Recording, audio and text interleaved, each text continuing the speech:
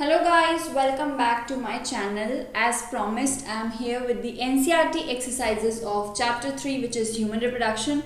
I have uploaded the videos regarding the chapter 1 and 2 previously. So if you haven't watched those videos, then please go and watch those videos. That would be really helpful to you because I have explained all the questions in a very detailed manner, and the same I would be doing in this video.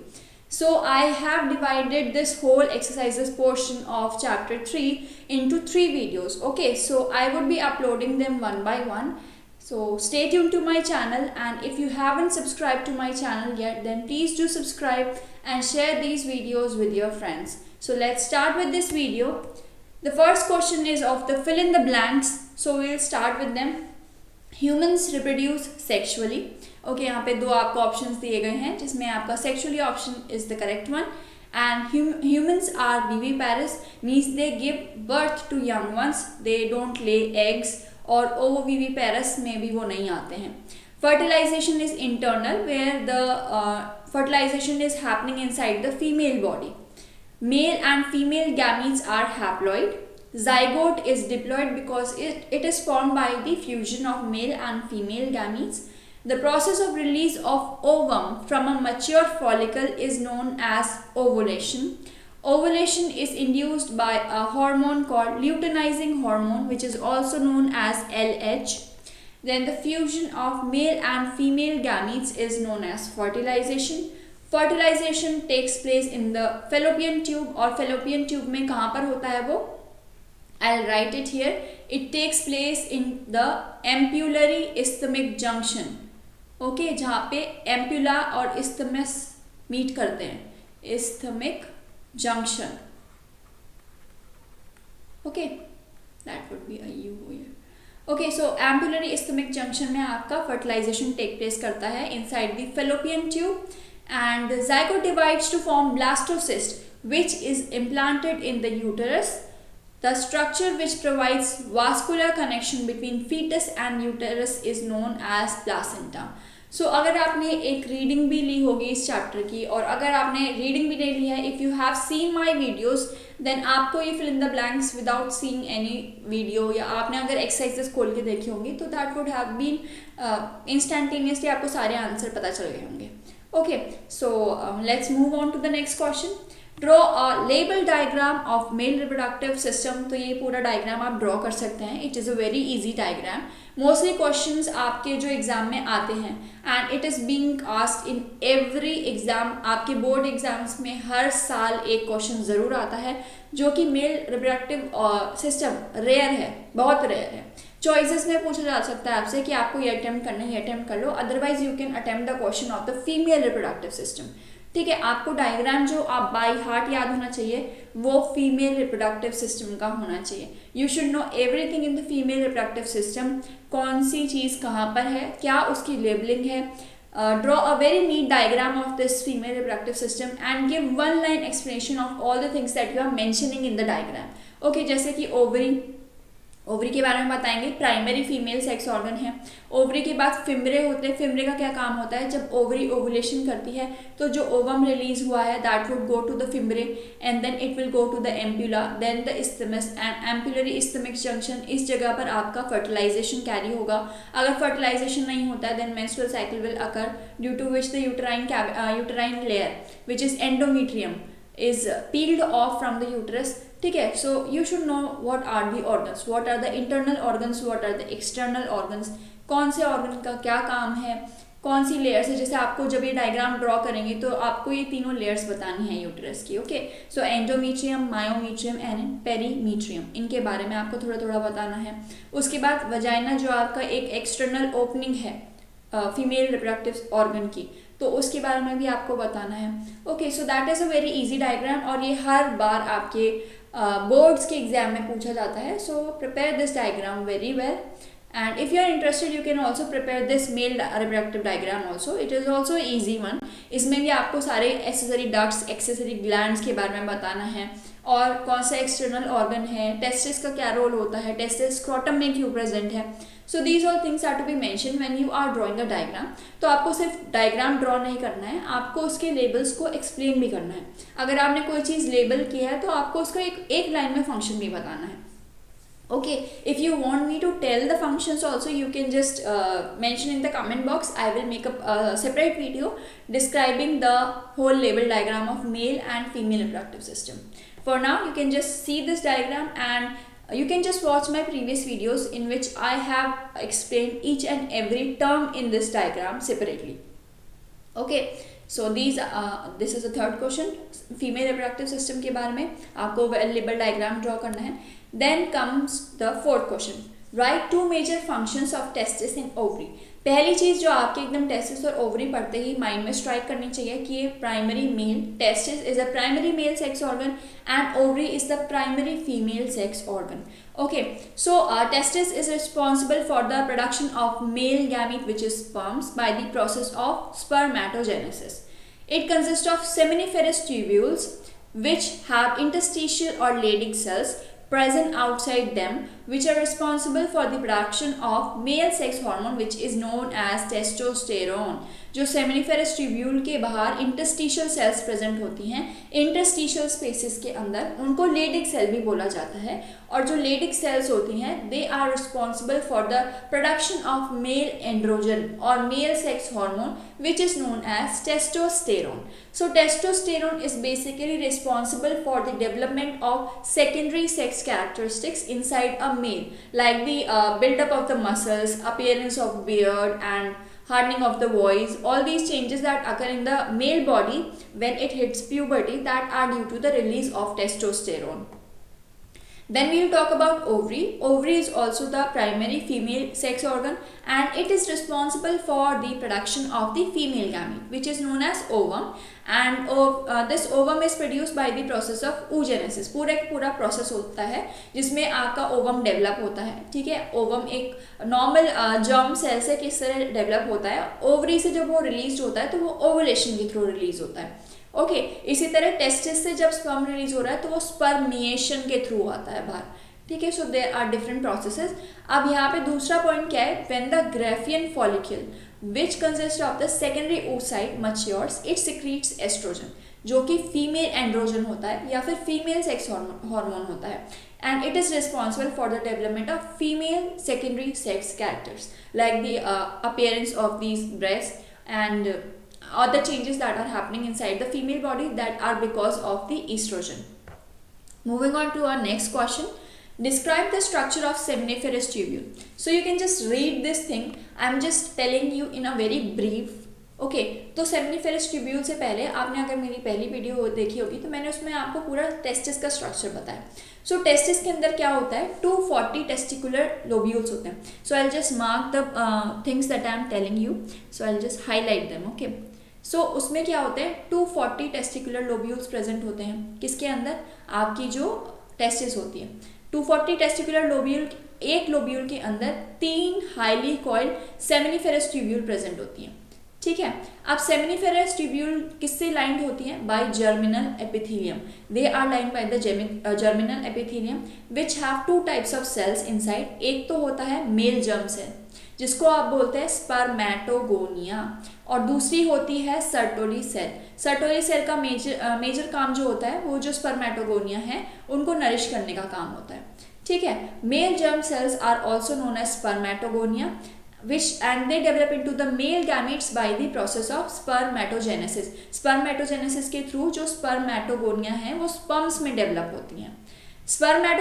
Spermatogonia forms primary spermatocytes by mitosis which undergo meiosis and form secondary spermatocytes. तो ये मैंने आपको थोड़ा एक brief idea दे दिया है spermatogenesis का. ठीक है, तो स्पर्मेटोगोनिया जो पहले प्राइमरी स्पर्मेटोसाइट्स बनाएंगी माइटोसिस करके, उसके बाद माइटोसिस, एक बार माइटोसिस होने के बाद जब प्राइमरी स्पर्मेटोसाइट्स बन गई हैं वो मियोसिस अंडरगो करेंगी और सेकेंडरी स्पर्मेटोसाइट्स बनाएंगी. सेकेंडरी स्पर्मेटोसाइट्स दोबारा मियोसिस अंडरगो करेंगी और स्पर्मेटिड्स बनाएंगी. Okay, when they form spermatids by meiotic division, which are also and this process of formation of spermatids is known as spermatogenesis. Sorry, जब आपका spermatids बन गया, spermatids spermatozoa में transform होंगे by the process of spermiogenesis. ठीक है, तो spermatogenesis के अंदर ही एक प्रोसेस होगा जिसको बोला जाता है स्पर्मियोजेनेसिस, जिसमें सेकेंडरी स्पर्मेटोसाइट्स मियोसिस अंडरगो करके स्पर्मेटिड्स में कन्वर्ट होंगे और स्पर्मेटिड्स उसके बाद ट्रांसफर हो जाएंगे स्पर्मेटोजोआ या फिर स्पर्म सेल्स में। ठीक है, तो वो स्पर्म सेल्स में जब ट्रांसफर होंगे तो उस प्रोसेस को बोला जाता है spermiogenesis. Now Sertoli cells provide nourishment to the growing spermatogonia. Leydig cells are present in the interstitial spaces. ठीक है, और लेडिक सेल्स का क्या काम होता है, पहले ही बात कर चुके हैं, वो क्या करते हैं, टेस्टोस्टेरोन को रिलीज करते हैं। So this is the whole process of spermatogenesis that I have told, and also what is the structure of seminiferous tubule. Okay, तो सारा का सारा प्रोसेस जो स्पर्मेटोजेनेसिस का है वो सेमिनिफेरस ट्यूब्यूल्स के अंदर होता है। Now this is the structure of the seminiferous tubule. ये आपका दूसरा क्वेश्चन है जिसमें आपसे स्ट्रक्चर पूछा गया है सेमिनिफेरस ट्यूब्यूल का। तो यहाँ पे आप देख सकते हो कि ये स्पर्मेटोगोनिया यहाँ पे दिखा रखा है इन्होंने, these are the spermatogonia over here. Now there are interstitial cells that are present in the interstitial spaces. This red color portion is the interstitial spaces that have been shown, and the spermatozoa which are formed by the transformation of spermatids is this spermatozoa. And there are some Sertoli cells also which are not clear over here, but there are Sertoli cells also shown over here. तो spermatids और spermatozoa में जो difference होता है वो ये होता है कि spermatids जो होते हैं उनकी कोई टेल नहीं होती, वो ओवल स्ट्रक्चर होते हैं, उनमें कोई पोलैरिटी, हेड और टेल की पोलैरिटी प्रेजेंट नहीं होती। पर जब वो स्पर्मेटोजोआ में ट्रांसफॉर्म हो जाते हैं तो उसमें हेड और टेल की पोलैरिटी आ जाती है because of the development of the tail, and acrosome and head and all those things have aligned properly as in the proper sperm cell. Moving on to the next question, what is spermatogenesis? Briefly describe the process of spermatogenesis. हमें बताना है spermatogenesis क्या होता है और हमें उसका पूरा का पूरा प्रोसेस डिस्कस करना है। तो let us start. तो जो गोनाडोट्रोपिन रिलीजिंग हार्मोन होता है जिसको GnRH बोलते हैं, वो प्यूबर्टी के टाइम पे स्टार्ट कराता है स्पर्मेटोजेनेसिस को। वो एक सिग्नल सेंड करता है ब्रेन को जिससे कि वो स्टार्ट करे कि अब आप स्टार्ट करना शुरू करें। ठीक है, स्पर्मेटोजेनेसिस को स्टार्ट करें। That signal travels to the testis and it leads to the beginning of the spermatogenesis. Now spermatogonia embedded in the walls of seminiferous tubules start dividing mitotically. पहला डिवीजन जो हो रहा है माइटोटिक डिवीजन होगा। ठीक है, तो जो स्पर्मेटोगोनिया प्रेजेंट है, एम्बेडेड है सेमिनिफेरस ट्यूब्यूल्स के अंदर, वो पहले माइटोसिस अंडरगो करेंगी और माइटोसिस अंडरगो करके वो प्राइमरी स्पर्मेटोसाइट्स बनाएंगी। प्राइमरी स्पर्मेटोसाइट्स के पास 46 क्रोमोसोम्स प्रेजेंट है, पर हमें तो मेल गैमेट के अंदर आधे ही क्रोमोसोम चाहिए, तो अब ये प्राइमरी स्पर्मेटोसाइट अंडरगो करेगा मियोसिस। ठीक है, दिस विल अंडरगो मियोसिस और उससे क्या बनेंगे, 2 सेकेंडरी स्पर्मेटोसाइट्स बनेंगे। जब 2 सेकेंडरी स्पर्मेटोसाइट्स बन गए हैं वो दोबारा से मियोसिस अंडरगो करेंगे और बनाएंगे 4 इक्वल स्पर्मेटिड्स। ठीक है, अब वो क्या बनाएंगे, इक्वल स्पर्मेटिड्स बनाएंगे दोबारा मियोसिस अंडरगो करके। स्पर्मेटिड्स फॉर्म स्पर्मेटोजोआ और स्पर्म्स वाया स्पर्मियोजेनेसिस। जो स्पर्मेटिड्स हैं वो ट्रांसफॉर्म हो जाते हैं स्पर्मेटोजोआ में by the process of spermiogenesis. Sperm embed their head in Sertoli cells and are released from seminiferous tubule via the process of spermiation. ठीक है, अब स्पर्म्स क्या करेंगे, सर्टोली सेल्स में फॉर द टाइम बीइंग अपने head को embed कर लेंगे और कुछ टाइम बाद when the time has come they would be release from the Sertoli cells by the process of spermiation and then they would be released into the lumen of seminiferous tubule from where they will be taken out of the testis. So this is the structure कि कैसे कैसे क्या हो रहा है। यहाँ पे आप देख सकते हैं कि ये स्पर्मेटोगोनिया प्रेजेंट है, these are the spermatogonia and these are the Sertoli cells present over here. अब यहाँ पे एक primary spermatocyte I am mentioning by 1, this is the primary spermatocyte. अब ये प्राइमरी स्पर्मेटोसाइट जो बना है स्पर्मेटोगोनिया जब माइटोसिस अंडरगो करेगा, यहाँ पे देख सकते हो स्पर्मेटोगोनिया जब माइटोसिस अंडरगो करेगा तो it would be forming primary spermatocyte. ठीक है, ये आप यहाँ देख सकते हो प्राइमरी स्पर्मेटोसाइट। उसके बाद जब फर्स्ट मियोटिक डिवीजन हो जाएगी तो सेकेंडरी स्पर्मेटोसाइट बनेगा जो कि यहाँ पे आपको शो किया गया है। सो this is the secondary spermatocyte. Now the secondary spermatocyte will again go meiotic division and it will form spermatids. So these are the spermatids. Okay, this blue structure is known as a spermatid, and when it is developed, it has developed the tails, it is known as spermatozoa. So this is the whole process of spermatogenesis. यहाँ पे आप देख सकते हो spermatids गोल होते हैं, they are round structures, and the spermatozoa are like this. Okay, they have tails. So this is all about spermatogenesis and the process of spermatogenesis. Now let's move on to the next question. Name the hormones involved in the regulation of spermatogenesis. कौन से hormones होते हैं? तो हमने भी पढ़ा था gonadotropin releasing hormone जो होता है वो इनिशिएट करता है स्पर्मेटोजेनेसिस को at the puberty. Okay, it lead to the spermatogenesis at the puberty. Now it also stimulates the release of follicle stimulating hormone. ठीक है, FSH का रिलीज भी स्टिमुलेट करता है और ल्यूटेनाइजिंग हार्मोन का भी रिलीज वो इनिशिएट कराता है, स्टिमुलेट कराता है.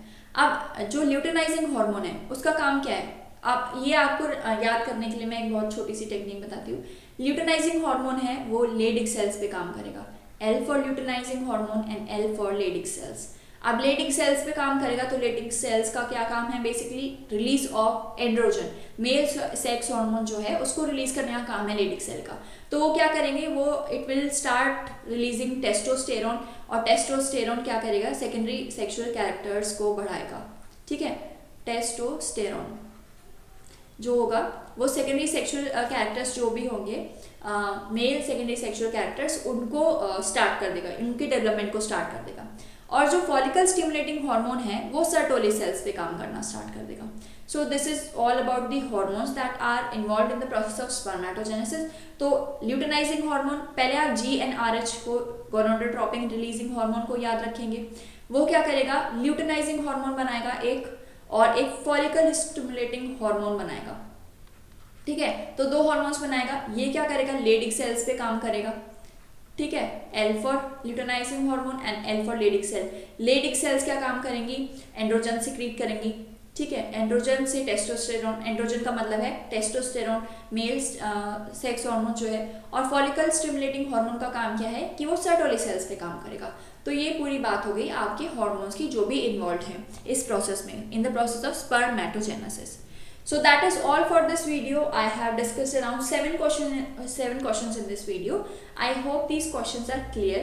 Please, if you haven't understood this videos or any of the question, please mention in the comment box, or you can mail me directly at my email ID that I would be mentioning in the description box. And if you haven't understood, just go and watch the video again. Okay, there might be something that you have missed in this video, so you can just re-watch this video or take a screenshot or make your own notes. That would be the best thing.